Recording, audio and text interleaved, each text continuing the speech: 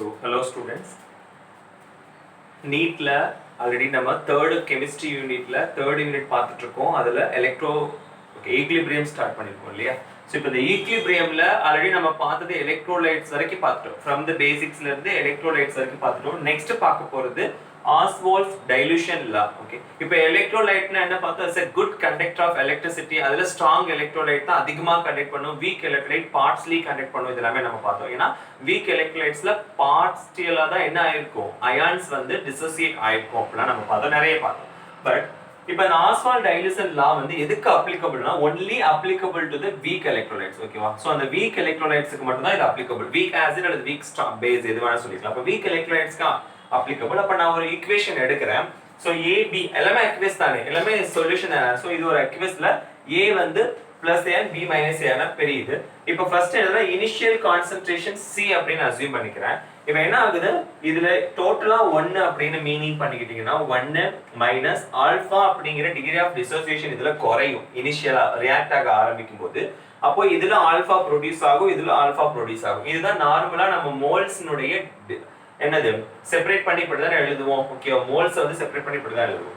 அப்போ இந்த இடத்துல Cங்கிற கான்சன்ட்ரேஷன் காமனா கொடுத்ததுனால what I am doing is Cங்கிறத எல்லாம் முன்னாடி ஆட் பண்ணிக்கிறேன். அப்போ C ல இருந்து டோட்டலா எனக்கு ஆல்பா குறைஞ்சு C ல இருந்து ஆல்பா இங்க ப்ரொடியூஸ் ஆயிருக்கு. ஓகேவா? எஸ், இது வந்து ரியாக்ஷன் நடந்த ஒரு விஷயம். இப்போ நான் என்ன பண்றேன், ஈக்லிபிரியம் லாவை அப்ளை பண்றேன். ஈக்லிபிரியம் என்ன சொல்லுது, constant K which is equal to A வினுடைய ஓகே கான்சன்ட்ரேஷன் B னுடைய கான்சன்ட்ரேஷன் டிவைடட் பை AB னுடைய கான்சன்ட்ரேஷன். இதுதான் வந்து ஈக்லிபிரியம் கான்ஸ்டன்ட். இப்போ இந்த இடத்துல இது அயான்ஸ் டீல் பண்றதுனால this equilibrium is constant is called as dissociation constant அப்படினு சொல்லுவோம். Okay, so dissociation constant. Okay, ஏனா dissociate ஆகுது இந்த இடத்துல processல. இப்போ இந்த A plus னுடைய கான்சன்ட்ரேஷன் என்னது C ஆல்பான்னு கொடுத்திருக்கான் இன்டு B மைனஸ் ஓடது C ஆல்பா. இதுக்கு வந்து A B க்கு என்ன கொடுத்திருக்கான் C இன்டு 1 மைனஸ் ஆல்பா. அப்போ டோட்டலா ஒரு C கேன்சல் ஆயிடும். C alpha square divided by 1 minus alpha.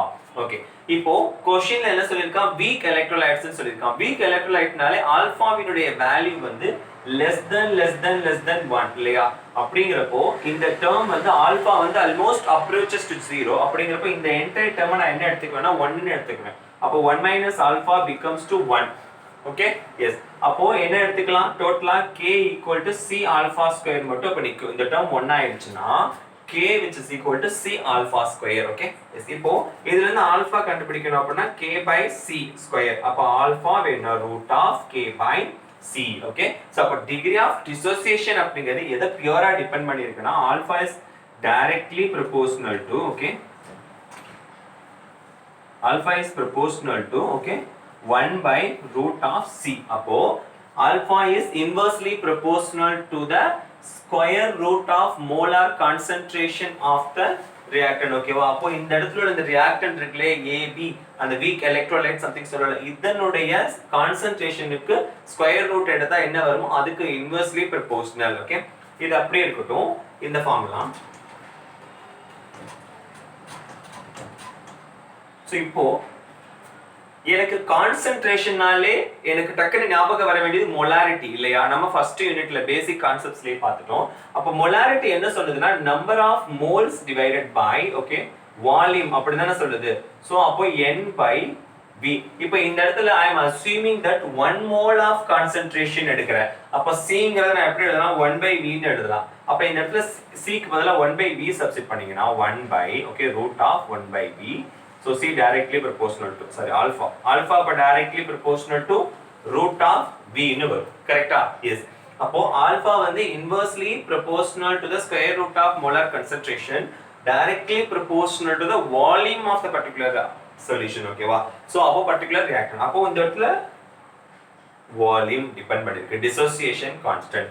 இப்போ அதிகமா டைல்யூட் ஆயிட்டே வருது, அதிகமா டைல்யூட் ஆகுதுன்னா அதிகமா எனக்கு சொல்யூஷன் கிடைச்சிக்கிட்டே வருது அப்படின்னா என்ன அர்த்தம், வால்யூம் வந்து இன்க்ரீஸ் ஆகுது. அப்போ டைலூஷனை டிபெண்ட் பண்ணி தான் டிகிரி ஆஃப் டிசோசியேஷன் இருக்கும் அப்படிங்கறத நம்ம இதுல இருந்து தெரிஞ்சுக்கலாம் இல்லையா? டைலூஷன் அப்படின்னா அதிகமா நம்பர் ஆஃப் அயன்ஸ் கரையிறதுன்னு அர்த்தம். அதிகமா கரைய வால்யூம் எனக்கு இன்க்ரீஸ் ஆகும். இப்போ வால்யூம் இன்க்ரீஸ் ஆச்சுன்னா ஆட்டோமேட்டிக்கா டிகிரி ஆஃப் டிசோசியேஷன் இன்க்ரீஸ் ஆகும். ரெண்டுமே அப்படியே inter related. Degree of dissociation increase ஆகுதுன்னா கம்ப்ளீட்டா கரையுதுன்னு அர்த்தம். கம்ப்ளீட்டா கரையுதுன்னா வால்யூம் இன்க்ரீஸ் ஆகுது, so that degree of dissociation increase ஆகுதுன்னு அர்த்தம். அப்படியே ரிவர்ஸ்ல நீங்க மீன் பண்ணி புரிஞ்சுக்கோங்க. Okay, yes. So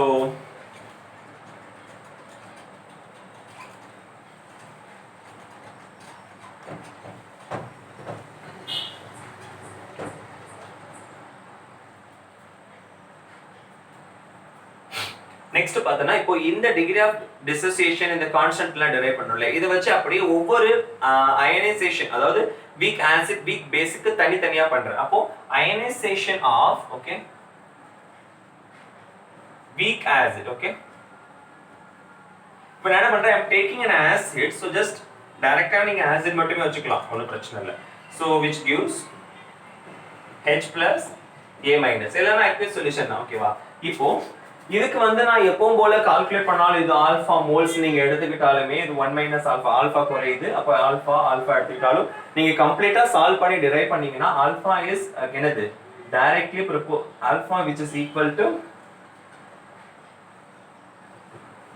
root of k by c தான் வரப்போகுது. பட் இந்த இடத்துல அயனைசேஷன் ஆஃப் வீக் ஆசிட் அப்படின்னு எடுக்கிறதுனால Ka ன்னு மட்டும் டினோட் பண்றாங்க. அந்த ஃபார்முலா திருப்பி டிரைவ் பண்ணீங்கன்னா அதே தான் வரும். அதனால அதை மாத்தாம வெறும் Ka by c ன்னு மட்டும் எடுத்துக்கலாம். Okay, yes. இப்போ degree of dissociation of weak acid இந்த மாதிரி கிடைக்குது. Okay, that's it. அப்படியே வச்சுக்கோங்க. இதுல வந்து நீங்க டைரக்டா c க்கு பதிலா அந்த வால்யூமை சப்ஸ்டிட் பண்ணனும்னு நினைச்சீங்கன்னா Ka v ன்னு கிடைக்கும். Okay, okay. இப்போ இந்த இது இருக்கு. இதுல வந்து நான் என்ன பண்றேன், இந்த H+ க்கு மட்டும் கான்சன்ட்ரேஷன் எடுக்கிறேன். இந்த H+ க்கு மட்டும் பாத்தீங்கன்னா C into 1 minus alpha C alpha C alpha. அப்போ நான் என்ன பண்றேன்னா இந்த கான்சன்ட்ரேஷன் கண்டுபிடிக்கிறேன். H+ அயான்ஸ் உடைய கான்சன்ட்ரேஷன் எனக்கு வேணும்னா C into alpha. அப்ப C into alpha வேல்யூ வேணும்னா Ka divided by C.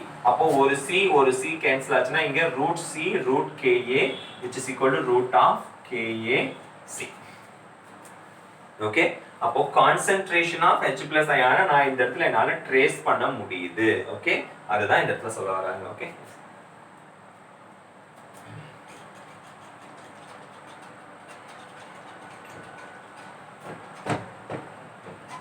இதே மாதிரி வீக் பேஸ்னா என்ன வரும், ஜஸ்ட் எனி பேஸ் எடுத்துங்க, BOH. அப்போ இது வந்து எனக்கு கிடைக்கும் போது B plus OH minus ஆ பிரியும். இப்போ இந்த OH மைனஸ்க்கு நீங்க போட்டு பாத்தீங்க அப்படின்னா what will happen, alpha which is equal to root of Kb by C அப்படின்னு கிடைக்கும். சோ இதனுடைய இது C alpha concentration, இது C into 1 minus alpha concentration. அப்ப இந்த C into root of Kb by C போட்டீங்கன்னா again which is equal to Kb, okay, root of Kb into C னா உங்களுக்கு ஆன்சர் கிடைக்க போகுது. அப்போ கான்சென்ட்ரேஷன் ஆஃப் OH மைனஸ் வேணும் அப்படின்னா உங்களுக்கு root of KbC தான் கிடைக்கும். ஓகே, சோ இது வந்து நம்ம தெரிஞ்சுக்க வேண்டிய ஒரு விஷயம், எப்படி கண்டுபிடிக்கிறது அப்படின்னு சொல்லி. நெக்ஸ்ட்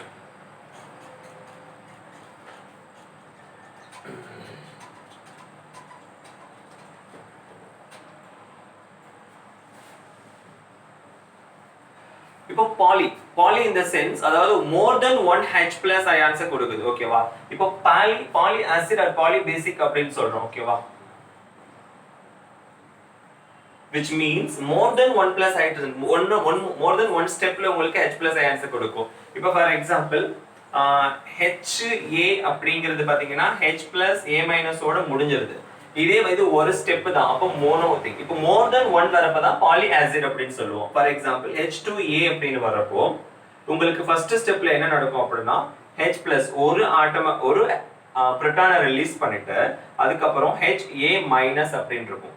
அகைன் அதுக்கப்புறம் அடுத்த ஸ்டெப்ல இந்த HA- என்னவாகும் அப்படின்னா இன்னொரு H+ ரிலீஸ் பண்ணிட்டு A2- மாறிக்கும். Okay, yes. So this is called poly acid. Okay, அதாவது பாலிஸ்டர் நிறைய more than one ஸ்டெப்ல ஹைட்ரஜன்ஸை ப்ரொடியூஸ் பண்ணுது. அப்படிங்கிறப்போ திஸ் H+, ஓகேவா, ரெண்டு ஸ்டெப்ல பண்ணுது இல்லையா? எஸ்.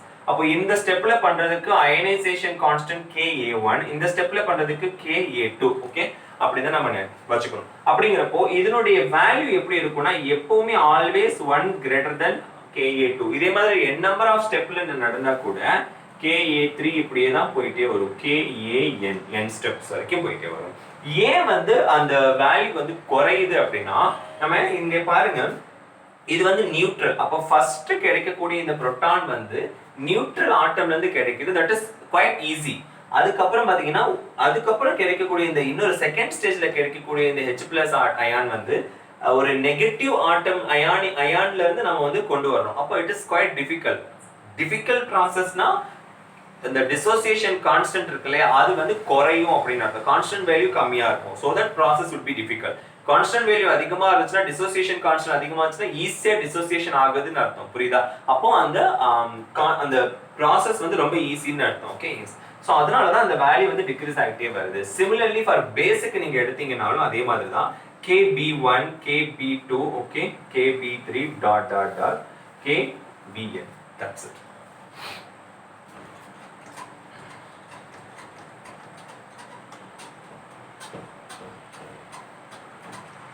இப்போ ஸ்ட்ரென்த் வந்து நான் வந்து உங்களுக்கு கான்ஜுகேட் ஆசிட் கான்ஜுகேட் பேஸ் நடத்தும் போதே என்ன சொன்னேன் அப்படின்னா, strength of any conjugate acid is purely depend on the number of hydrogen ions or protons it releases. ஓகேவா? அதே மாதிரி பேஸ் அப்படினா number of OH minus ion it releases or H plus ions it accepts. ஓகேவா? அந்த மாதிரி மாறும் இல்லையா? அப்போ அதை பேஸ் பண்ணி தான் ஸ்ட்ரென்த் இருக்கும் அப்படிங்கிறது. For example, இப்போ H plus ions உடைய செறிவு purely depends on Ka. அப்போ இந்த strength தான் dissociation constant which directly depends on H plus ions. இப்போ Kb depends on okay OH minus ions. Okay, so இது வந்து strength depend பண்ணி இருக்கக்கூடிய விஷயம். அப்போ more the hydrogen ions it produces, more the strength of an acid. More hydroxyl ions it produces, more the strength of the base. Okay, next. இப்போ alpha அப்படிங்கறத நம்ம எப்படி பார்த்தோம், directly proportional to Ka.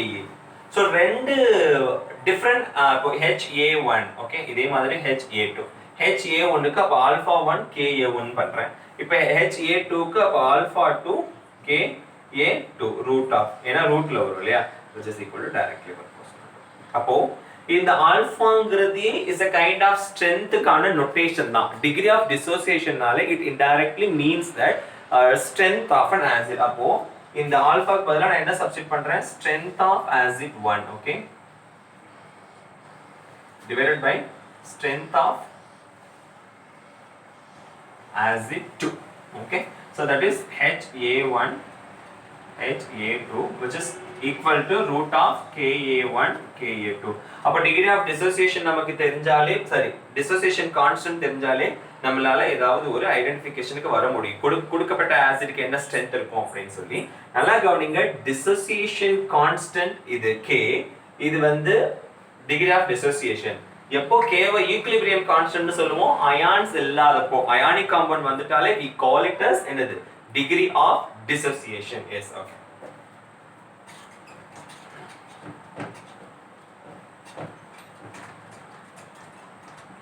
next pH. so Sorensen அப்படிங்கறவங்க என்ன பண்ணாங்கன்னா இந்த pH க்கான definition கொடுத்தாங்க. it is nothing but pH is negative logarithm of concentration of H plus ion. negative logarithm of concentration of H plus ions.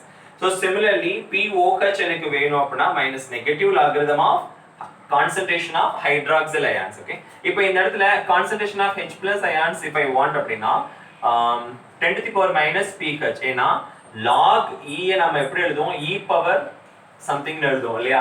similarly இந்த இடத்துல log 10 இருக்குதுன்னு assume பண்ணிக்கணும். Okay, ஏனா 10th power base அப்படினா நம்ம பார்த்திருப்போம் இல்லையா டெஃபினிஷன் பாக்கும்போது ஸ்கூலிங்ஸ்ல எல்லாம். அப்போ OH மைனஸ்க்கு வந்து 10 to the power minus POH இந்த மாதிரி எழுதிக்க வேண்டியதுதான்.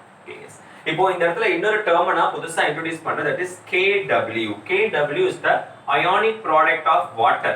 ionic product of water. okay, இப்போ வாட்டர் அப்படிங்கிறது என்னது அப்படினா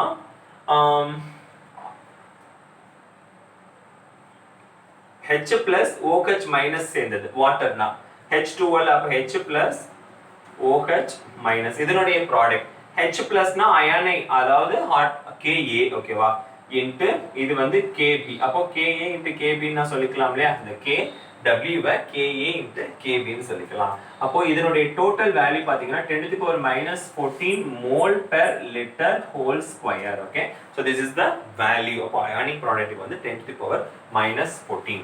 அப்ப நான் என்ன பண்றேன், இந்த ionic productக்கே வந்து pH வேல்யூ கண்டுபிடிக்கிறேன். அப்ப pKw வேணும் அப்படினா நெகட்டிவ் லாகரிதம் ஆஃப் அந்த value 10 to the power minus 14 நான் எடுக்க வேண்டியதுதான். அப்ப என்ன எனக்கு கிடைக்கும், -14 log 10 1 ஆயிரும். அப்படிங்கறப்போ -14 முன்னாடி வந்துச்சுனா மைனஸ் ஆல்ரெடி இருக்கு. அப்ப வேல்யூ pKw னா 14 கிடைக்கும். which is equal to pKw. kW னா Ka into B. அப்போ pKa plus pKb ன்னு எழுதிக்கலாம். or else எப்படி எழுதலாம்? pH plus pOH ன்னு எழுதிக்கலாம். ஓகே, so hydroxyl ions னுடைய hydrogen ions னுடைய pH value and OH minus னுடைய logarithmic value. ஓகே, ரெண்டையும் ஆட் பண்ணா எனக்கு என்னன்னு கிடைக்கும்? 14 அப்படின்னு கிடைக்கும். Okay, yes. so this is the basics. இதுக்கு அப்புறம் பாத்தீங்கன்னா உங்களுக்கு salt hydrolysis இருக்கு, அதுக்கு அப்புறம் solubility products இருக்கு. அது நம்ம அடுத்த வீடியோல பார்ப்போம்.